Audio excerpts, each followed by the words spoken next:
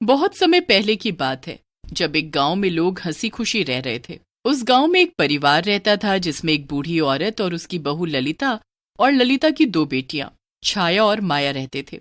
उस घर में कोई भी आदमी नहीं रहता था। ललिता का पति उसे सालों पहले छोड़कर जा चुका था और उसके ससुर जी इसी गम में गुजर गए थे। अब बस उस घर में 4 औरतें ही बची थी। ललिता घर घर जाकर लोगों के बर्तन मांजती थी और अपनी दोनों बेटियों माया और छाया को पढ़ा रही थी।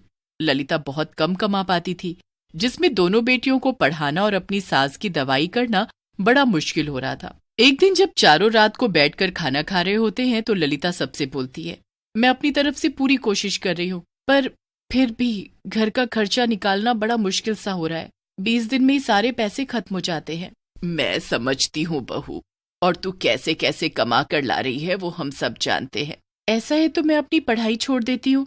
नहीं नहीं, बिल्कुल नहीं, ऐसा कभी सोचना भी मत। तो ऐसे कैसे चलेगा माँ, कुछ तो करना पड़ेगा ना हमें। हाँ कोई नहीं, मैं देखती हूँ। अगले दिन छाया और माया दोनों कॉलेज ना जाकर लोगों के घर में काम मांगना शुरू कर देती हैं, पर लोग उनकी मजबूरी का फायदा उठाने लगते हैं। जब छाया किसी के घर जाती है तो वहां का मकान मालिक छाया को छेड़ने लगता है। छाया जैसे तैसे वहां से भाग आती है। माया भी ऐसे ही किसी के घर काम मांगने जाती है तो उसे बिना बाप की बिगड़ी बोलकर भगा दिया जाता है। छाया और माया दोनों एक दूसरे से बात करती हैं। अगर घर में कोई मर्द ना हो तो दुनिया जीने भी नहीं देती। कोई फायदा उठाता है तो कोई घर से निकाल देता है। माँ को भी उनकी मेहनत के आधे पैसे भी नहीं मिलते। बस वही है ना, माँ की मालकिन को अच्छे से पता है कि घर में उनके अलावा कोई कमाने वाला नहीं है, तो बस वो भी फायदा उठाती है। अब हमें कुछ बड़ा सोचना होगा, ऐसे घर नहीं चलने वाला। हमें कोई काम सोचना होगा जिसमें हम इज्जत की खा सके और ये किल्लत की जिंदगी से पीछा भी छूट जाए। छाया और माया घर जाकर अपनी माँ से कोई काम शुरू करने को बोलती हैं। क्यों ना हम मिठाई की दुकान खोल लें। आपको और दादी को कितनी अच्छी अच्छी मिठाई बनानी आती है और हमारी दुकान खाली ही पड़ी है। अरे मजाक है क्या दुकान खोलना, बहुत मेहनत है, बहुत पैसा लगेगा। अरे लड़कियां बोल रही हैं तो एक बार कोशिश करके देख ले। वैसे भी अब तो दिवाली आ रही है, मिठाई तो खूब बिकेगी। दादी ठीक बोल रही है माँ, मान जाओ ना हमारी बात। ललिता सबकी बात मान लेती है। अगले दिन वो एक एक पैसा निकाल कर ले आती है। छाया और माया भी जमा किए कुछ पैसे निकाल कर ले आती हैं। ये ले, मेरे पास भी कुछ पैसे हैं, ये भी दुकान में काम आएंगे, रख ले। सारे पैसे इकट्ठे करके छाया और माया मिठाई का सामान ले आती हैं। उसके बाद सब मिलकर मिठाई बनाना शुरू कर देते हैं। ललिता के पड़ोस के घर में उनकी पड़ोसन शीला उनसे बहुत चिढ़ती थी, और जब वो अपनी खिड़की से देखती है कि ललिता के घर में कुछ तो हो रहा है तो वो झट से उनके घर की खिड़की पर आकर सब देखने लगती है। शीला उन सब की बातें सुन लेती है और फिर सबको मिठाई बनाते देख शीला एकदम जल भुन जाती है। अच्छा, तो ये इतनी सारी मिठाई बनाकर दुकान लगाने वाले हैं। अगर ऐसा हुआ तो ये तो अमीर हो जाएंगे। नहीं नहीं, मैं ऐसा कुछ भी नहीं होने दूंगी, मुझे इनका कुछ करना ही पड़ेगा। जब रात को ललिता और उसकी बेटियां सारी मिठाई बनाकर रख लेती हैं और जाकर सो जाती हैं, तब शीला पीछे से आती है और मिठाई में कुछ मिला देती है। जब शीला मिठाई में कुछ मिला रही होती है तभी ललिता पीछे से उसे देख लेती है। हे भगवान, ये औरत हमारे घर में क्या कर रही है। ललिता सबको चिल्ला चिल्ला कर बुलाने लगती है। शीला उसको चिल्लाते देखकर घबरा जाती है कि अब तो उसकी चोरी पकड़ी गई और अब उसके पूरे मोहल्ले में बदनामी हो जाएगी। शीला को एक डंडा दिखता है और वो उठाकर ललिता के सर पर मार देती है। ललिता वहीं गिर जाती है और दिमाग में चोट लगने से मर जाती है। तभी वहां ललिता की सास ये सब होते देख लेती है। छाया, माया जल्दी आओ। अरे इस बुढ़िया ने तो मुझे देख लिया। शीला अब उस बुढ़िया की भी मुंह और नाक बंद कर देती है। काफी देर तक सांस ना ले पाने की वजह से वो बुढ़िया भी मर जाती है। शीला, तेरे हाथों से 2 औरतों की मौत हो गई है। यहाँ से भागने में ही भलाई है शीला, जल्दी निकल ले यहाँ से। शीला वहां से भाग जाती है और जब सुबह छाया और माया अपनी माँ और दादी को ऐसे जमीन पर पड़ा देखते हैं तो घबरा जाते हैं। माँ और दादी तो मर गई है माया। हे भगवान, ये क्या हो गया, ये कैसे हो गया। उनको अपनी माँ और दादी की मौत के बारे में कुछ पता नहीं चल पाता। वो बहुत रोती हैं और उनके गम में 2 दिन तक ऐसे भूखी प्यासी बैठी रहती हैं। हमारे साथ बहुत ही बुरा हुआ। हमने मिठाई की दुकान खोलने का सोचा था, पर अब तो वो भी नहीं हो सकता। अब हम आपके बिना कैसे घर चलाएंगे, हम क्या। ललिता और उसकी सास की आत्मा को अभी भी शांति नहीं मिली होती। वो मरने के बाद चुड़ैले बन चुकी होती हैं और अपने परिवार की मदद के लिए वापस आ जाती हैं। देख बहू, हमारी बच्चियां कैसे 2 दिन से भूखी प्यासी सो रही हैं। ये सब उस शीला की वजह से हुआ है। मैं उसे छोड़ूंगी नहीं। उसे तो हम देख लेंगे, पर पहले हमें अपनी बच्चियों की मदद करनी है। चल जल्दी से दुकान में चलते हैं, वहां हम दोनों मिलकर सारी मिठाई बना देते हैं। दोनों चुड़ैलें पूरी रात मिठाई बनाने में लग जाती हैं। दोनों मिलकर जाने कितनी तरह तरह की मिठाई बना देती हैं। पूरा घर मिठाइयों से भर जाता है। वो दोनों ऐसी ऐसी मिठाई बनाती हैं जो कभी किसी ने ना खाई हो। देखो, हमने तो अच्छी खासी मिठाई बना दी। हाँ, बस हमारी बच्चियां सब मिठाई बेच दे तो सब सही हो जाएगा। दोनों चुड़ैलें सुबह सुबह दुकान खोल देती हैं और दुकान पर ग्राहक आने भी शुरू हो जाते हैं। जब ग्राहक को दुकान में कोई नहीं दिखता तो वो आवाज देने लगते हैं। शोर सुनकर छाया और माया उठकर जाकर देखती हैं तो उनकी भी आंखें खुली की खुली रह जाती हैं। उनकी मिठाई की दुकान मिठाइयों से खचाखच भरी होती है और सामने ग्राहकों की भीड़ लगी होती है। ये कैसे हुआ माया? ये तो मुझे भी समझ नहीं आ रहा। छाया, अरे ये दुकान आपकी है क्या? जी हमारी है तो दुकान में बैठना चाहिए ना आपको। मैं कब से आवाज दे रहा हूँ। जी माफ कीजिए, बताइए आपको क्या चाहिए? 2 किलो ये गुलाबी रंग की मिठाई और 5 किलो ये पीली वाली मिठाई पैक कर दो।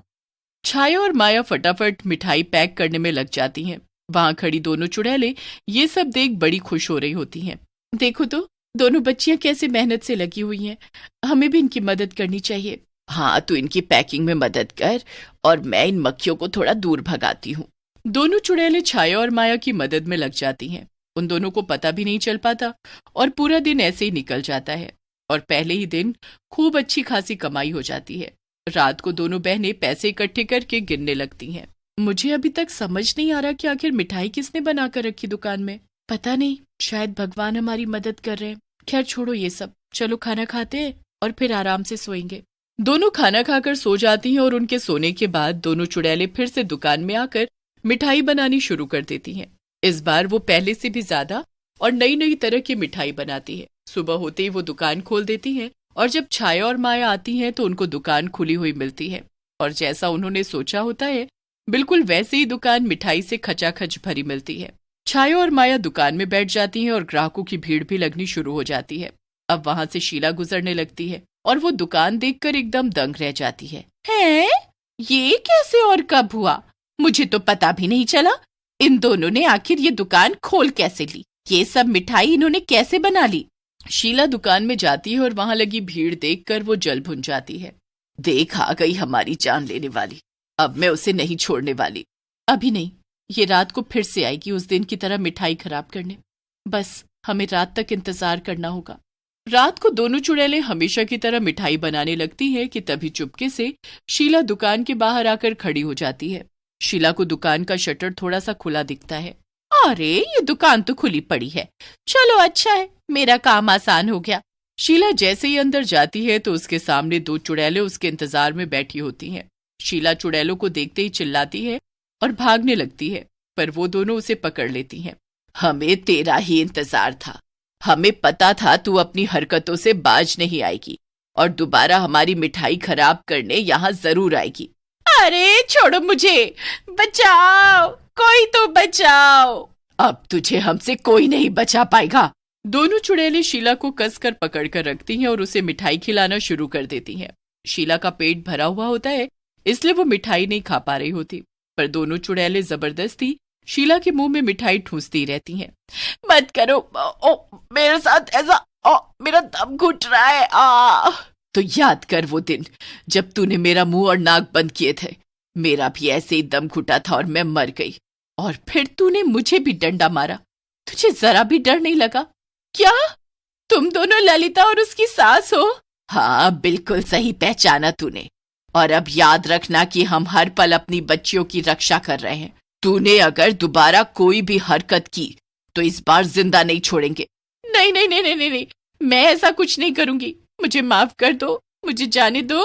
दोनों चुड़ैलें शीला को वहां से जाने देती हैं। शीला दोबारा कभी फिर ऐसा नहीं करती और दोनों चुड़ैलों की मिठाई की दुकान खूब बढ़िया चलती है। दिवाली भी आ जाती है और दोनों बहनें मिलकर दिवाली मनाती हैं, पर अपनी माँ और दादी को भी खूब याद करती हैं। जबलपुर नाम का एक छोटा सा गांव था। एक बार उस गांव में एक कठपुतली वाला सोमनाथ आता है। आओ आओ आओ, सभी आओ, बच्चे, बूढ़े, जवान और मेरी प्यारी बहनों, सभी आओ। आप सभी को बहुत मजा आने वाला है। थोड़ी ही देर में वहाँ काफी भीड़ इकट्ठा हो जाती है।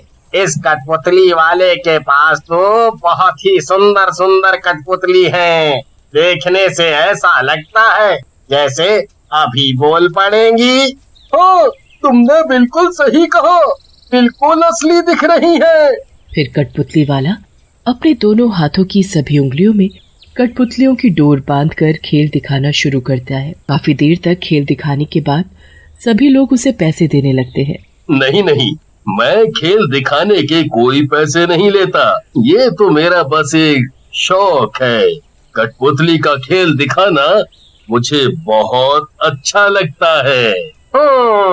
अरे भाई, खेल दिखाने के पैसे नहीं लेते तो घर कैसे चलाते हो अपना? पैसे नहीं तो अनाज ही ले लो। अगर आपको कुछ देना ही है तो मुझे रात काटने के लिए आसरा दे दो। सुबह होते ही मैं यहाँ से चला जाऊंगा। मेरे बच्चों को आपकी कठपुतली का खेल बहुत पसंद आया, इसलिए आज आप मेरे घर रुक सकते हैं।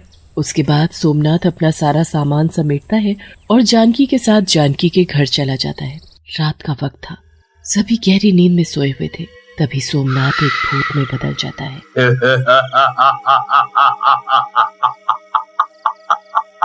तभी एक कठपुतली आंखें हिलाने लगती है और फिर बोलने भी लगती है। ये गांव वाले बेवकूफ नहीं, बहुत सीधे हैं। उन्हें ये नहीं पता कि तू भूत है।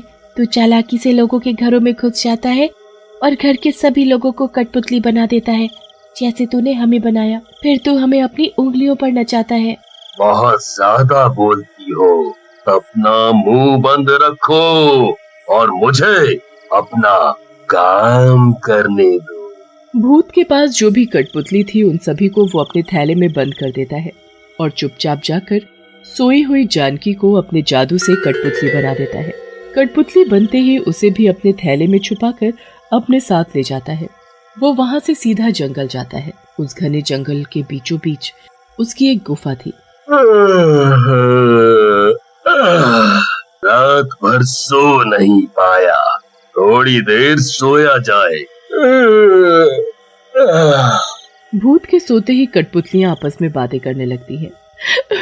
ये मेरा क्या हाल बना दिया। मुझे अगर पता होता कि ये कठपुतली वाला भूत है तो कभी भी नहीं घुसाती इसे अपने घर पे। चुप हो जाओ बहन, ये कोई मामूली भूत नहीं है। इसे जादू आता है और उसी जादू से ये सबको कठपुतली बना देता है।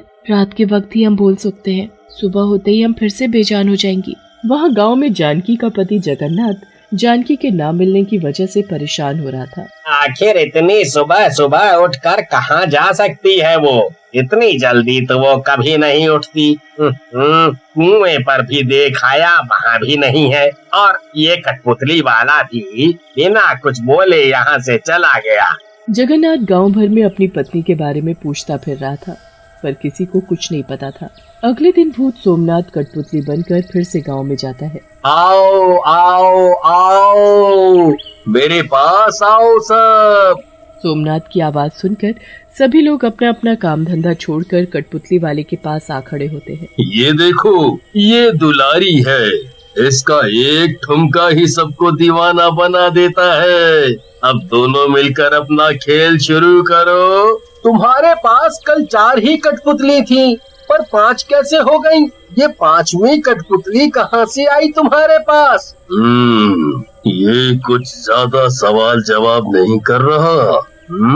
इसे मेरे बारे में सब पता न चल जाए। इससे पहले इसे सब पता चले, मुझे आज रात को ही इसे भी कठपुतली बनाना होगा। क्या हुआ? कुछ बोलो। तुमने सही कहा, कल मेरे पास 4 ही कठपुतली थी। आज 5 इसलिए हैं क्योंकि मैं खुद इन्हें बनाता हूँ। तो कल मैंने ये नई कठपुतली बनाई। अच्छा, क्या तुम मेरे लिए भी एक कठपुतली बना सकते हो? तुम्हारी कठपुतलियों की बात ही कुछ और है। ऐसा लगता है जैसे कठपुतली नहीं, कोई जीता जागता इंसान हो। बना दूंगा, पर इसके लिए मुझे रात भर तुम्हारे घर रुकना होगा। हाँ हाँ, क्यों नहीं, चलो ही मेरे साथ मेरे घर पर चलो। चलो, आज इसकी बारी है। सोमनाथ प्रमोद के घर रुकता है। जब सभी सो जाते हैं, सोमनाथ अपने असली रूप में आ जाता है। तभी एक कठपुतली बोलने लगती है, मत कर तू ऐसा, छोड़ दे उसे। अगर तू उसके पास भी गया तो मैं शोर मचाना शुरू कर दूंगी। फिर तेरे लिए अच्छा नहीं होगा। सभी गांव वाले तेरा असली रूप देखकर तुझे जान से मार देंगे। तेरी इतनी हिम्मत कि तू शोर मचाएगी? मेरी गुलाम होकर मुझे मरवाना चाहती है? अभी रुक, देख मैं तेरा अब क्या करता हूँ। सोमनाथ उस कठपुतली के 2 टुकड़े कर देता है, उसके हाथ पैर तोड़कर घर के पीछे फेंक देता है। फिर सीधा प्रमोद के कमरे में जाता है और उसे कठपुतली बनाकर अपने थैले में रखकर वहां से चला जाता है। गुफा में पहुंचते ही देखा ना, मैंने उस कठपुतली का क्या हश्र किया। अगर तुम सब चाहते हो कि तुम सब के साथ भी ऐसा ना हो तो अपना मुंह बंद रखना। वहाँ गांव में प्रमोद के घर वाले परेशान थे, प्रमोद के ना होने की वजह से। ऐसे ही कई दिन बीत गए। भूत रूप बदलकर रोज गांव में आता और रोज किसी न किसी को कठपुतली बनाकर अपने साथ ले जाता। अब भूत के पास बहुत सारी कठपुतलियां हो चुकी थी। आज मैं बहुत खुश हूँ, मेरे पास इतनी सारी कठपुतलियां हो गई हैं। पर उस पुराने खेल से मैं अब बहुत बोर हो गया हूँ। क्यों ना मैं अब कोई नया खेल खेलूं। कल मैं इन सभी कठपुतलियों को एक पेड़ पर लटका दूंगा और फिर उस पेड़ के नीचे आग लगा दूंगा। जब ये सारी कठपुतलियां आग देखकर उछलना शुरू करेंगी तब मुझे वो तमाशा देखने में बहुत मजा आएगा। फिर भूत सो जाता है। ये भूत कल हम सभी को जलाकर मारने वाला है। हम सभी तड़प तड़प कर मर जाएंगी। अभी हमारे पास पूरी रात बची है अपने आप को बचाने के लिए। हमें कुछ करना होगा सुबह होने से पहले। मेरे पास एक उपाय है। जब ये भूत उठेगा तो तुम सभी भूत का ध्यान भटका कर रखना। तभी भूत उठ खड़ा होता है। फिर से तुमने खुसर फुसर करना चालू कर दिया। लगता है तुम सबको अपनी जान प्यारी नहीं है। तब मैं तुम्हें कल सुबह नहीं आज ही जला कर मारूंगा। भैया तुम्हें यहाँ से अभी निकलना होगा। जल्दी करो, भागो यहाँ से। भूत इधर की तरफ आ रहा है, जाओ जल्दी। थैले से एक कठपुतली निकलकर भाग जाती है। भागते भागते वो सीधा गांव पहुंचती है और गांव के बीचों बीच जाकर थक कर रुक जाती है। ये कठपुतली तो उस सोमनाथ कठपुतली वाले की लगती है। शायद वो खेल दिखाते दिखाते कल इसे यहीं भूल गया है। अभी मैं इसे अपने पास संभाल कर रख लेता हूँ। जब वो आएगा खेल दिखाने तो मैं ये कठपुतली उसे वापस कर दूंगा। तभी कठपुतली बोलने लगती है, वापस मत करना, वापस मत करना। और ये आवाज कहाँ से आई? मेरे आसपास तो कोई भी नहीं है। फिर अपने हाथ में देखो, मैं बोल रहा हूँ कठपुतली। मैं उसी सोमनाथ कठपुतली वाले की ही कठपुतली हूँ। मैं इसलिए बोल और चल पा रही हूँ क्योंकि मुझे जादू से कठपुतली बनाया हुआ है। मैं इसी गांव का रहने वाला पवन हूँ। मुझे तुम सबकी मदद की जरूरत है। मेरी तरह और भी लोग हैं जो कठपुतली बने हुए हैं। उन सब की जान खतरे में है। असल में वो कठपुतली वाला एक भूत है, भूत। कठपुतली उस भूत के बारे में सब बताती है। तभी मैं कहूँ कि ये सभी कठपुतलियाँ असली जैसी क्यों दिखती हैं। अब सब समझ आ गया हमारे गांव से लोग क्यों गायब हो रहे थे। अरे फिर देर किस बात की? चलो भाइयों जल्दी, हमें उन सभी कठपुतलियों को बचाना होगा। सभी गांव के लोग अपने हाथ में मशाल लिए निकल पड़ते हैं जंगल की तरफ। वहाँ वो भूत सभी कठपुतलियों को पेड़ पर लटका चुका था। मेरी एक कठपुतली कहाँ है? एक इस थैले से गायब है। मैं यहाँ हूँ और अब तेरा खेल खत्म। भाइयों सभी कठपुतलियों को उतारो। आज ये कठपुतली नहीं, ये भूत जलेगा। गांव के सभी लोग एकजुट होकर सभी कठपुतलियों को पेड़ से उतार देते हैं और उनकी जगह भूत को पेड़ से बांध देते हैं। दिन होने की वजह से भूत किसी भी गांव वाले को कठपुतली नहीं बना पाता क्योंकि दिन के समय उसका जादू नहीं चलता था। तभी सब लोग आकर पेड़ में एक साथ आग लगा देते हैं। उसके मरते ही सभी कठपुतलियां अपने इंसानी रूप में वापस आ जाती हैं।